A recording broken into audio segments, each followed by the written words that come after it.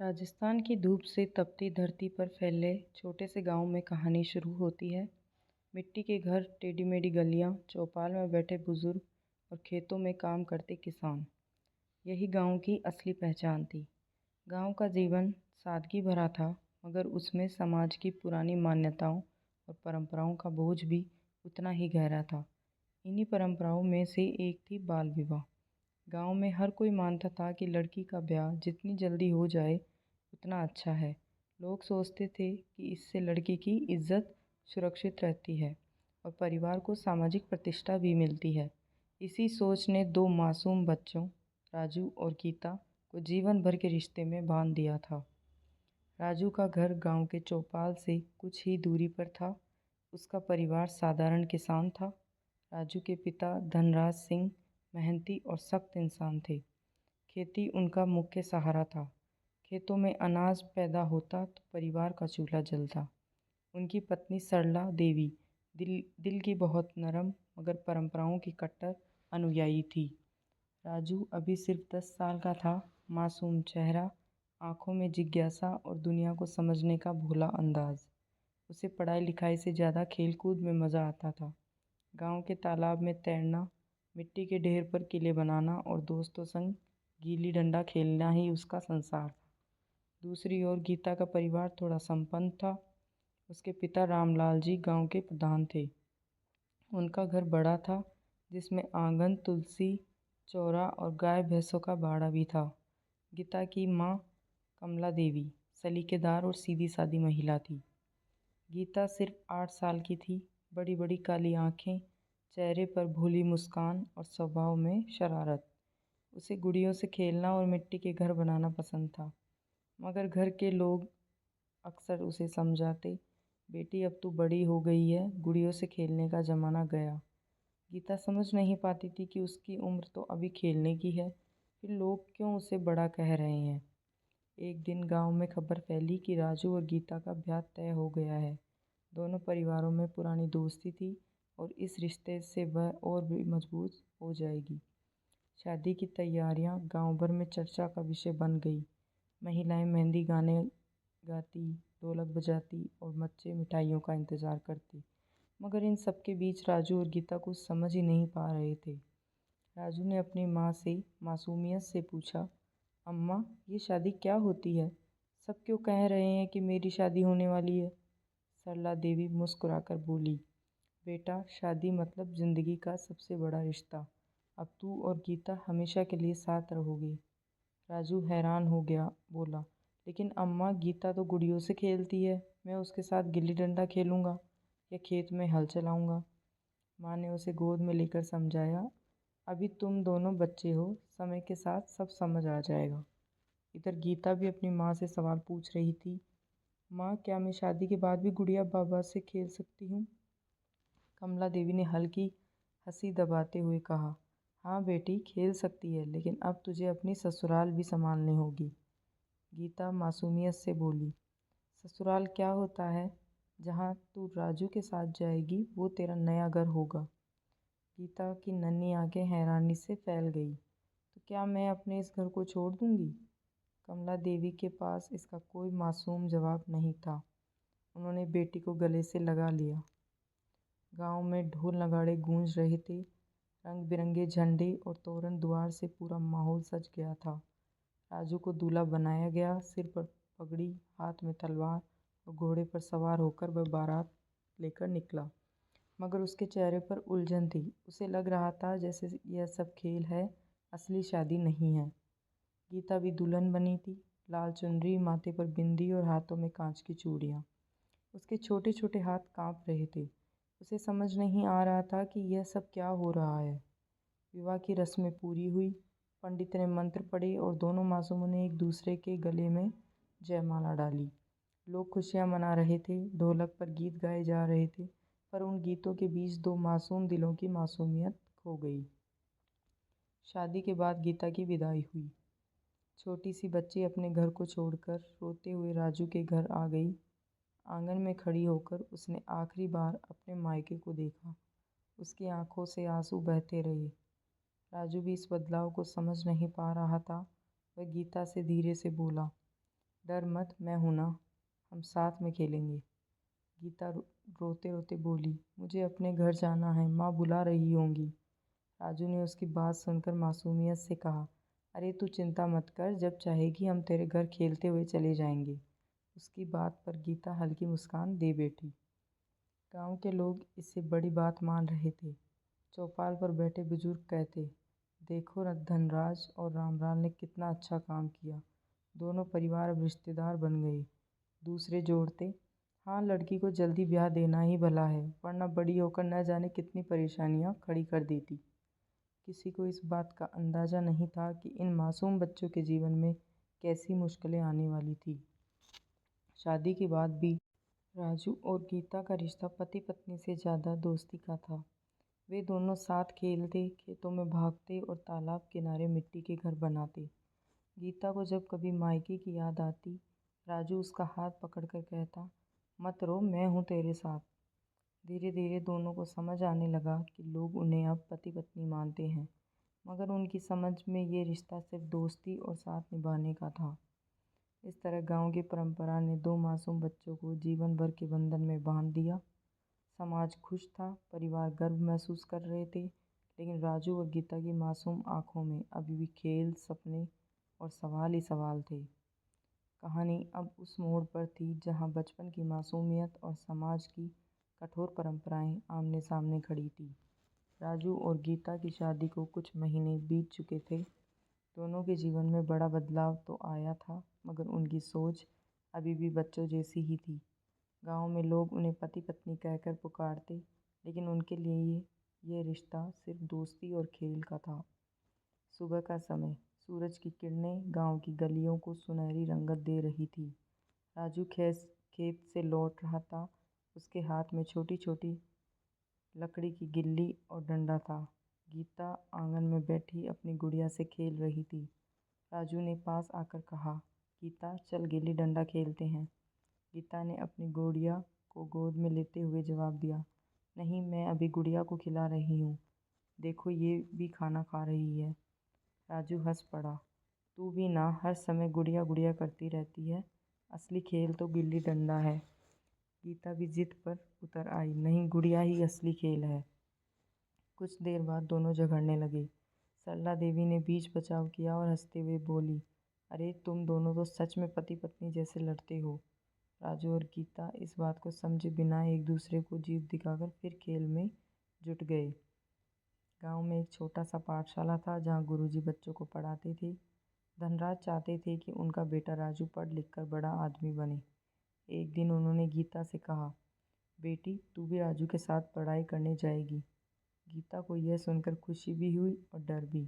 खुशी इसलिए कि वह राजू के साथ स्कूल जाएगी, और डर इसलिए कि वहाँ पढ़ाई कैसे होगी, यह उसे पता नहीं था। पहले दिन दोनों स्कूल पहुँचे। मिट्टी की ज़मीन पर चटाई बिछी थी और गुरुजी लकड़ी की तख्ती पर बैठे थे। गुरुजी ने दोनों से नाम पूछा, तुम्हारा नाम? राजू। और तुम्हारा? गीता। गुरुजी मुस्कुराए, अच्छा, अब तुम दोनों मिलकर पढ़ाई करोगे। धीरे धीरे राजू और गीता को पढ़ाई में मज़ा आने लगा। राजू गणित में अच्छा था, जबकि गीता कविता और कहानियाँ याद करने में तेज। वे एक दूसरे की मदद करते। पढ़ाई और खेल के बीच दोनों के रिश्ते में और गहराई आ गई थी, मगर यह गहराई सिर्फ दोस्ती की ही थी। एक दिन गीता ने राजू से पूछा, सब लोग हमें पति पत्नी क्यों कहते हैं? राजू ने थोड़ी देर सोचा और बोला, शायद इसलिए कि हमारी शादी हो गई है। तो शादी का मतलब क्या होता है? राजू ने कंधे उचकाकर कहा, मुझे नहीं पता, शायद साथ रहना। गीता हंस पड़ी, अरे हम तो वैसे भी साथ रहते हैं, फिर शादी करने की क्या ज़रूरत है? दोनों ने हंसते हंसते इस सवाल को टाल दिया। गांव की औरतें अक्सर गीता को छेड़ती, अरे बहू जी, अब तो ससुराल संभालना सीखो। गीता हड़बड़ा जाती और कहती, मैं तो अभी बच्ची हूँ, मुझे गुड़ियों से खेलना है। औरतें हंसकर कहती, देख लेना, कुछ सालों बाद तू बड़ी हो जाएगी। गीता समझ नहीं पाती कि बड़ी होने का मतलब क्या है। साल बीते और धीरे धीरे दोनों की उम्र बढ़ने लगी। अब राजू 13 साल का हो चुका था और गीता 11 साल की। उनके चेहरे पर मासूमियत अभी भी थी, मगर सोचने समझने की क्षमता थोड़ी गहरी हो चुकी थी। अब राजू कभी कभी खेतों में अपने पिता का हाथ बटाता, बैलों के साथ हल चलाना सीखता, पानी खींचता और बुआई करता। उसे धीरे धीरे खेती की जिम्मेदारियां समझ आने लगी। गीता घर के कामों में हाथ बटाने लगी।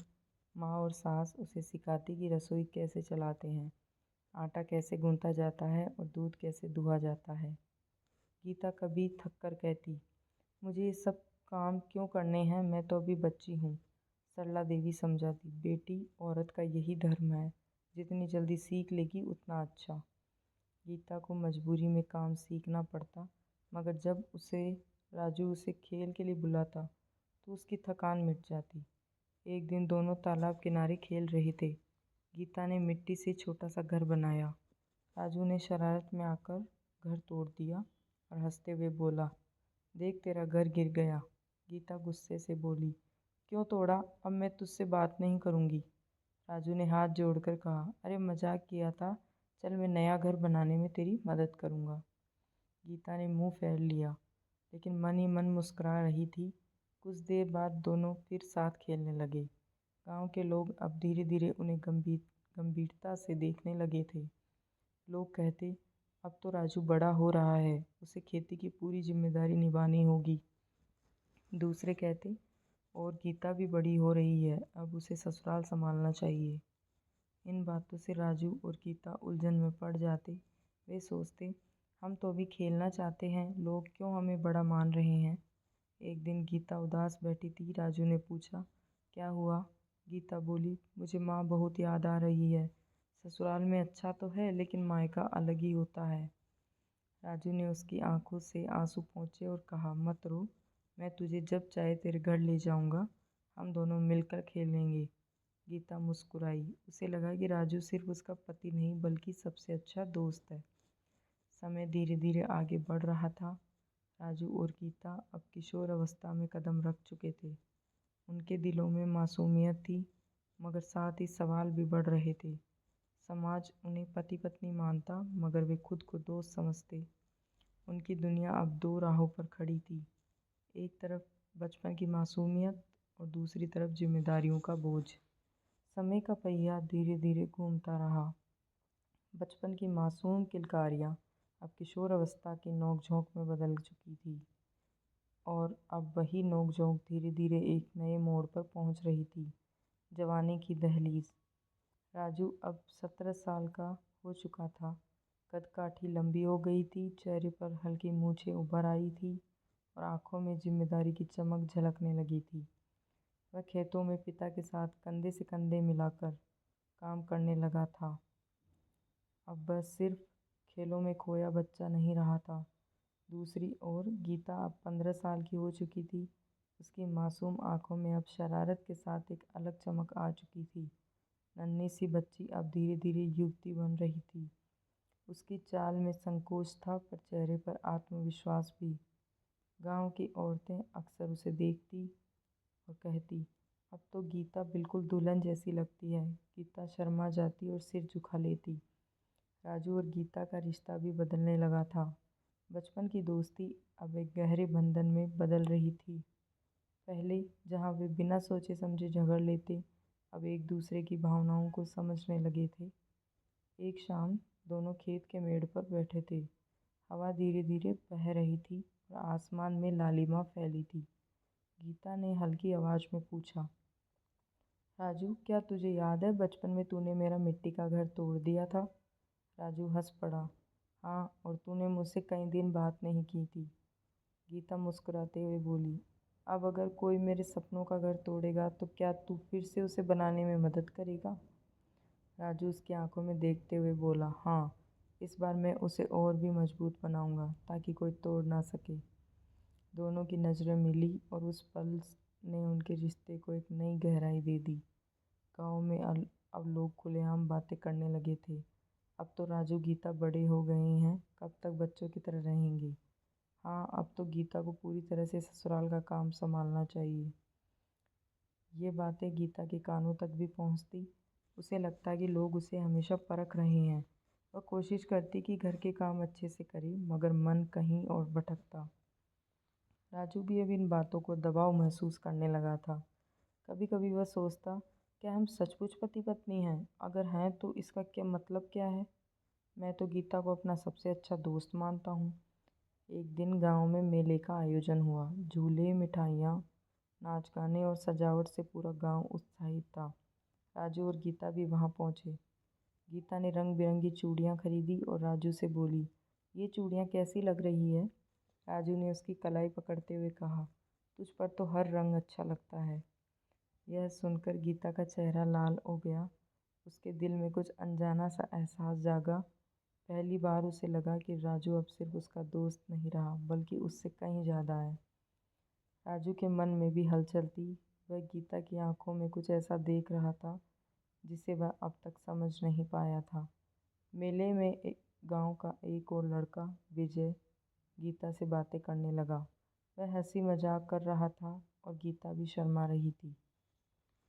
राजू के दिल में हल्की जलन उठी। उसे समझ नहीं आया कि क्यों, लेकिन वह चाहता था कि गीता सिर्फ उसी से बात करे। घर लौटते समय राजू ने गीता से कहा, तू विजय से इतनी बातें क्यों कर रही थी? गीता ने चौंक कर पूछा, क्यों, उसमें बुरा क्या है? राजू गुस्से में बोला, मुझे अच्छा नहीं लगा। गीता मुस्कुराई और बोली, तो क्या तू मुझे रोक लेगा? राजू कुछ नहीं बोला, लेकिन उसके दिल ने पहली बार यह कबूल किया कि गीता उसके लिए खास है। दिन बीतते गए। अब दोनों को एक दूसरे की मौजूदगी और भी अहम लगने लगी। अगर एक दिन गीता मायके चली जाती तो राजू बेचैन हो जाता। वहीं गीता भी राजू के बिना अधूरी महसूस करती। फिर भी दोनों के बीच एक संकोच था। बचपन की बेफिक्री अब युवावस्था की गंभीरता में बदल रही थी। वे खुलकर अपनी भावनाएं नहीं कह पाते थे। गांव के बुजुर्ग अब खुलकर कहने लगे थे, अब तो दोनों की उम्र हो गई है, असली गृहस्थ जीवन शुरू करना चाहिए। ये बातें राजू और गीता के मन पर दबाव डालती। उन्हें लगता जैसे उनकी मासूम दोस्ती को लोग ज़बरदस्ती किसी और मायने में बदलना चाहते हैं। राजू ने एक रात अपनी माँ से पूछा, अम्मा, शादी का असली मतलब क्या है? सरला देवी ने जवाब दिया, शादी मतलब पति पत्नी का एक दूसरे के लिए जिम्मेदार होना, एक दूसरे के साथ हर सुख दुख बांटना। राजू ने सोचा, तो क्या मैं गीता के लिए जिम्मेदार हूँ? अगर हाँ, तो क्या वह भी मेरे लिए उतनी ही जिम्मेदार है? ये सवाल उसके मन को उलझा रहे थे। गीता भी अक्सर सोचती, क्या मैं सिर्फ घर के कामों के लिए बनी हूँ? क्या मेरी ज़िंदगी बस यही होगी? या राजू सच में मेरे सपनों का साथी है? उसकी आंखों में कई सवाल थे, मगर जवाब कहीं नहीं। अब राजू और गीता बचपन की मासूमियत से निकलकर जवानी की दहलीज पर खड़े थे। उनके रिश्ते में गहराई थी, मगर समाज की परंपराएं और दबाव उस गहराई को अलग दिशा में मोड़ने लगे थे। दोनों के दिल में एक दूसरे के लिए अनजाने एहसास थे, मगर उन एहसासों को शब्दों में ढालना अभी बाकी था। आने वाले समय में यही एहसास उनके जीवन की सबसे बड़ी परीक्षा बनने वाले थे। राजू और गीता का रिश्ता अब बचपन की दोस्ती से निकलकर एक गहरी डोर में बन चुका था। दोनों के दिल में एक दूसरे के लिए भावनाएं थी, लेकिन इन भावनाओं को शब्द देना उनके लिए आसान नहीं था। और इसी बीच समाज और परिवार का दबाव उनके जीवन में तूफान की तरह उतरने लगा। गांव के चौपाल पर अक्सर बुजुर्ग बैठते और चर्चा करते। अब उनकी चर्चाओं का केंद्र राजू और गीता ही थे। अब तो दोनों बड़े हो गए हैं, एक बुजुर्ग बोला। दूसरा बोला, हाँ, अब इनकी असली गृहस्थ जीवन शुरू होना चाहिए। लड़का खेतों में हाथ बटाता है, लड़की घर संभाल सकती है। तीसरा जोड़ता, ब्याह तो सालों पहले ही हो गया था, अब सिर्फ रस्में पूरी करने बाकी है। इन चर्चाओं की गूंज धीरे धीरे राजू और गीता के घर तक पहुंचने लगी। धनराज सिंह ने एक दिन पत्नी सरला से कहा, अब राजू 17 का हो गया है, खेतों का सारा काम समझने लगा है। मेरा मानना है कि अब गीता को पूरी तरह ससुराल संभालना चाहिए। सरला देवी ने हामी भरते हुए कहा, हाँ, बहू के तौर पर गीता को अब गृहस्थ जीवन की जिम्मेदारियां निभानी होगी। मैं धीरे धीरे उसे सब सिखा दूंगी। इधर गीता के पिता रामलाल जी भी गांव में इज्जत को लेकर चिंतित थे। अगर लड़की की उम्र निकल गई और उसने गृहस्थ जीवन शुरू नहीं किया तो लोग बातें बनाएंगे, वे कमला देवी से बोले। कमला देवी बोली, पर गीता अभी बच्ची ही है, उसे देखो अभी भी गुड़ियों से खेलती है। रामलाल ने सख्ती से कहा, अब उसे बचपन भूलना होगा, समाज यही चाहता है। राजू को भी अब घर के लोगों की बातें सुनाई देती थी। एक रात वह अपने पिता से बोला, बाबा सब लोग क्यों कहते हैं कि मुझे गृहस्थ जीवन शुरू करना चाहिए, क्या मैं अभी बच्चा नहीं हूँ? धनराज ने गंभीर आवाज में कहा, बेटा बच्चा नहीं रहा तू, अब तू जवान है। शादी का मतलब सिर्फ खेल नहीं होता, इसका मतलब है घर परिवार जिम्मेदारियां और संतान। राजू चुप हो गया। उसके दिल में सवाल थे, क्या मैं तैयार हूँ? गीता क्या सोचती होगी? क्या वो भी यही चाहती है? उधर गीता भी परिवार के दबाव को महसूस कर रही थी। सास सरला देवी ने उससे कहा, बेटी अब तुझे गुड़ियों से खेलना छोड़ देना चाहिए, अब तेरे लिए असली गृहस्थ जीवन की शुरुआत का समय है। गीता की आंखें भर आई। अम्मा मैं तो अभी बच्ची हूँ, मुझे खेलना अच्छा लगता है, सरला ने समझाया। हर लड़की को एक दिन यह सब छोड़ना ही पड़ता है, यही उसका धर्म है। गीता सोचने लगी, क्या सचमुच मेरा धर्म सिर्फ घर को संभालना है? क्या मेरा कोई इच्छा कोई सपना नहीं हो सकता? गांव में औरतें गीता को देखकर कहती, बहू अब तो तू बड़ी हो गई है, कब तक मायके की बातें करेगी? अब ससुराल की जिम्मेदारी संभाल, यही तेरी असली पहचान है। ये बातें गीता को अंदर तक तोड़ देती। वह अकेली बैठकर सोचती, क्या मेरा बचपन सच में ख़त्म हो गया है? एक शाम राजू ने गीता को तालाब किनारे बुलाया। दोनों चुपचाप बैठे रहे। कुछ देर बाद राजू बोला, गीता क्या तुझे लगता है कि हम सचमुच पति पत्नी हैं? गीता ने हैरानी से उसकी ओर देखा। सब लोग तो यही कहते हैं, लेकिन मेरे लिए तू हमेशा मेरा सबसे अच्छा दोस्त है। राजू ने गहरी सांस ली। मेरे लिए भी, लेकिन अब सब चाहते हैं कि हम बदल जाएं। मुझे समझ नहीं आता कि ये सब कब और कैसे होगा। गीता की आंखों में आंसू आ गए। मुझे डर लगता है राजू, मैं अभी भी बच्ची हूँ, अगर मुझे ज़बरदस्ती बड़ा बनाया गया तो? राजू ने उसके हाथ पकड़ते हुए कहा, मत डर, जब तक मैं हूँ तुझे कोई मजबूर नहीं करेगा। लेकिन समाज इतनी आसानी से रुकने वाला नहीं था। गांव के कुछ लोग धनराज से कहने लगे, अगर जल्दी कुछ नहीं किया तो लोग बातें बनाएंगे, लड़की बड़ी हो रही है, अब विलम्ब ठीक नहीं।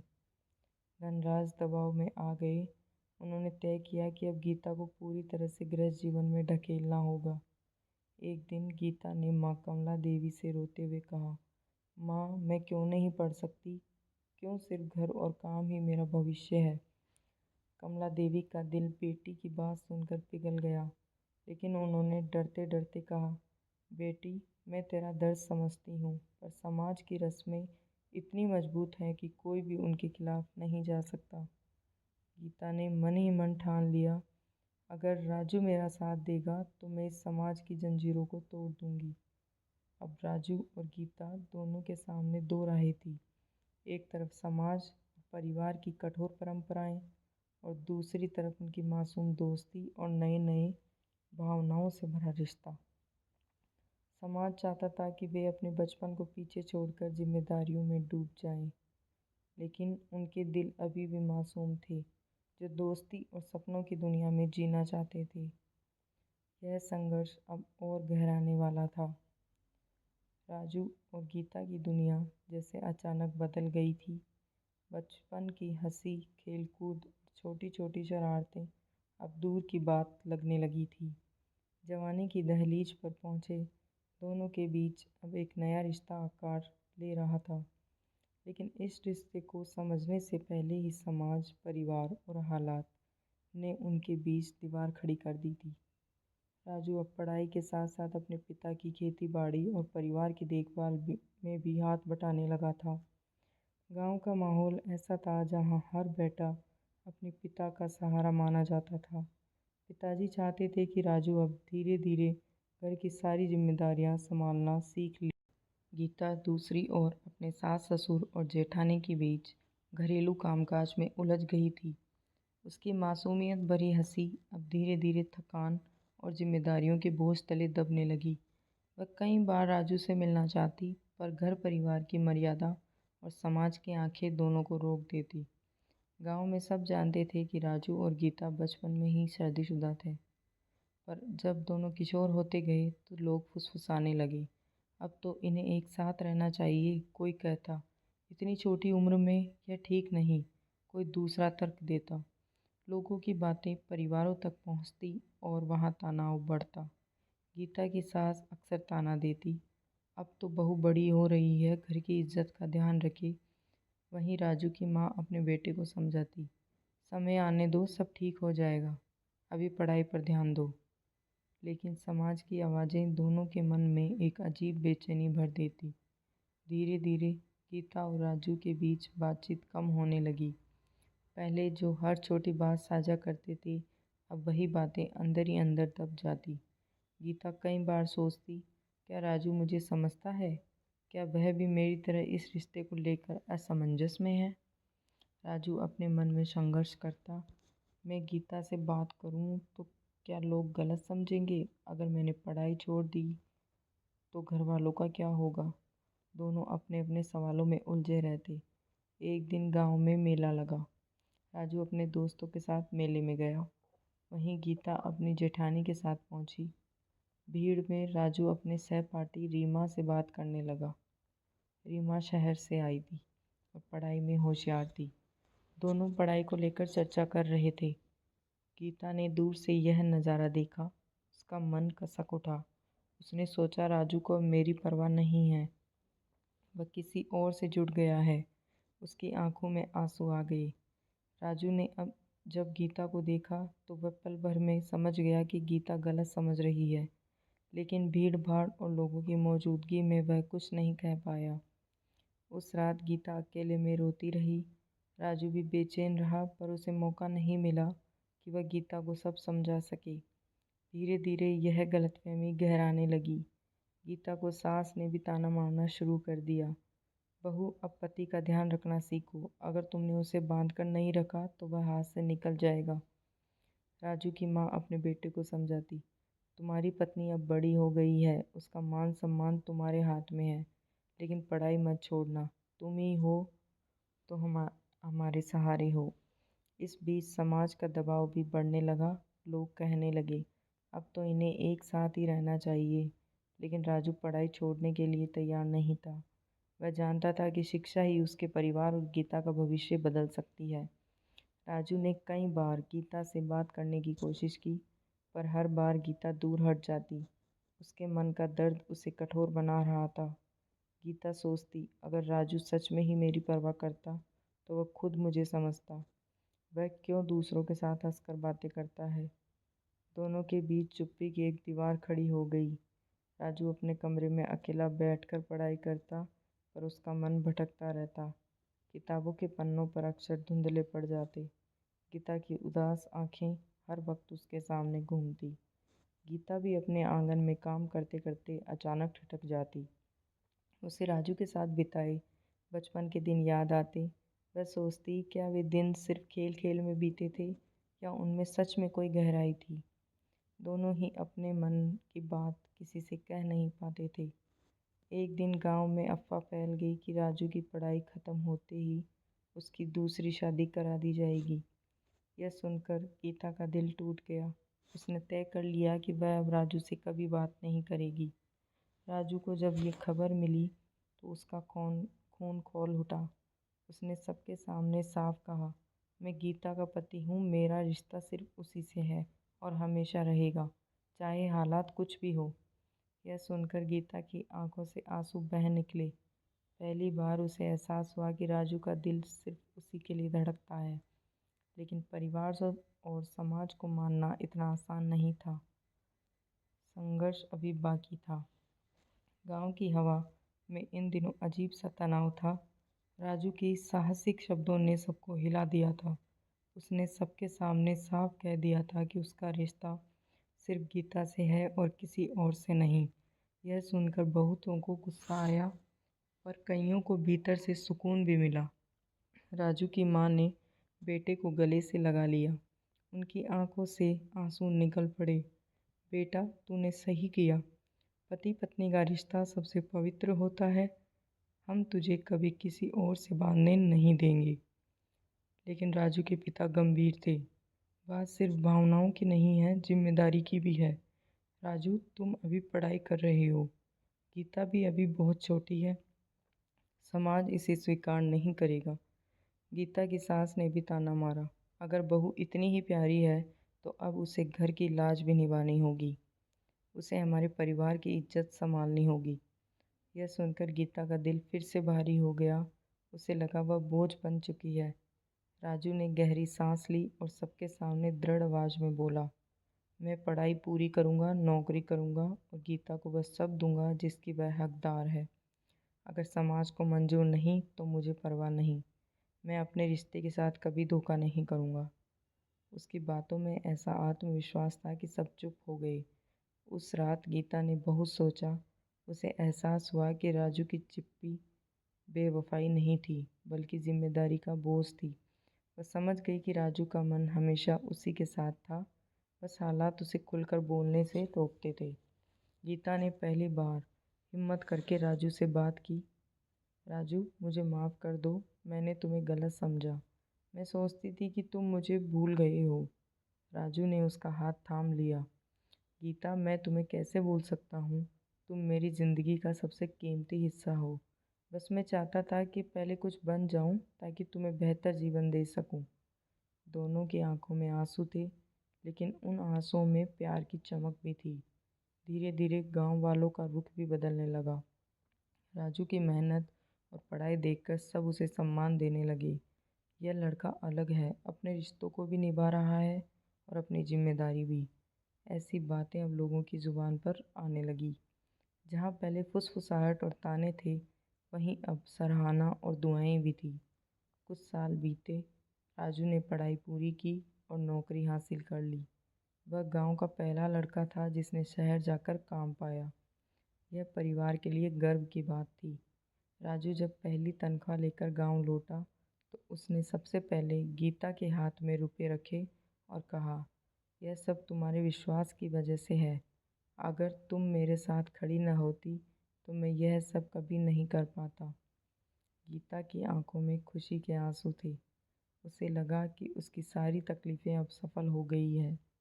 राजू और गीता का रिश्ता अब परिपक्व हो चुका था। बचपन की मासूमियत, किशोरावस्था की गलतफहमियाँ और समाज के ताने सब पीछे छूट चुके थे। अब वे एक दूसरे के साथी थे, सिर्फ नाम के नहीं बल्कि दिल से, जीवन से। गांव में भी लोग अब उन्हें मिसाल मानने लगे थे। बच्चे बच्चे कहते, राजू भैया और गीता भाभी की जोड़ी सबसे अच्छी है। कहानी कहानी यहीं आकर एक बड़ी सीख छोड़ती है। बाल विवाह एक परंपरा थी जिसने गीता और राजू को बचपन से बांध तो दिया था, लेकिन असली रिश्ता तब बना जब दोनों ने एक दूसरे को समझा और स्वीकारा। समाज की बातें कितनी भी कठोर क्यों ना हो, असली ताकत रिश्तों में विश्वास और शिक्षा में होती है। प्यार सिर्फ भावनाओं का नाम नहीं बल्कि जिम्मेदारियों को निभाने का नाम भी है। राजू और गीता की कहानी यही बताती है कि समय, समझ और विश्वास ही किसी रिश्ते को सच्चे मायनों में मजबूत बनाते हैं। गांव के एक मंदिर में एक दिन बड़ा उत्सव था। सब लोग इकट्ठा हुए। राजू और गीता ने साथ में भगवान के आगे दीप जलाया। गांव के बुजुर्गों ने आशीर्वाद दिया, खुश रहो, हमेशा साथ रहो। गीता ने मुस्कुराकर राजू की ओर देखा। राजू ने भी उसकी आंखों में झांका। अब न कोई गलतफहमी थी और न कोई डर, बस साथ चलने का विश्वास था। धीरे धीरे ढलती शाम में मंदिर की घंटियां गूंज रही थी और उनके दिलों में भी वही मधुर ध्वनि प्रतिध्वनित हो रही थी। प्यार और जिम्मेदारी साथ हो तो ज़िंदगी सबसे खूबसूरत हो जाती है। दोस्तों, अगर आपको हमारी कहानी अच्छी लगी हो तो प्लीज़ चैनल को लाइक एंड सब्सक्राइब ज़रूर करें। Thank you.